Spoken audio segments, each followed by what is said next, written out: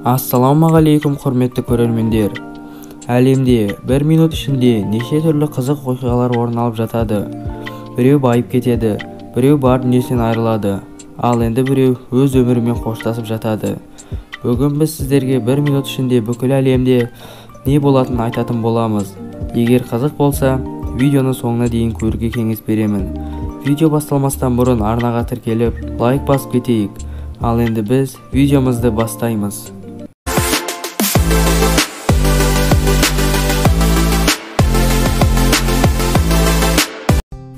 Қарапайым адамға бір минут дегеніміз не? Оның өміріне үлкен нәрсе әкелетін сәт. Бірақ бір минут ішінде әлемде қандай оқиғалар орын алады? Ендеше бірге тамашалайық. Бір минут ішінде 250 сәби дүниеге келеді. Apple компаниясы $70,466 табады. 430,997 килограмм қоқыс тасталынады. 120 адам дүниеден өтеді. Күн 60 миллион тонна затты ғарышқа тастайды. Біздің күн жүйеміз 14,000 километрге жылжиды. Және 1 минут ішінде 960 миллион тонна су қолданылады. Және сіз көзіңізді 15-20 рет жыпылықтатасыз.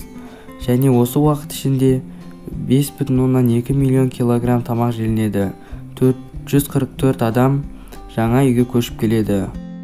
Осындай уақыт ішінде леопард 2 километр жүгіре алады, ал бүркіт 5 километр ұшып өтеді. Кішкентай колибри қанатын 4000 рет қаға алады, және адам денесінде 1 минут ішінде әрбір клеткада 6 миллионға жуық химиялық реакция жүреді. Nike компаниясы $36,000 табыс табады. Ал жерді 6000 рет найзаға ұрады, және 5 рет жер сілкінісі болады. Facebook желісінде 2,5 миллион пост салынады, ал Instagram'да 216,000 фото жарияланады, ал Google 4 миллион сұраққа жауап береді. Осымен видеомыз соңына жетті. Егер ұнаған болса, лайк басып қолдап кетейік. Және осындай қызықты видеоларды өткізіп алмас үшін арнаға тіркелуді ұмытпайық. Қош сау болыңыздар.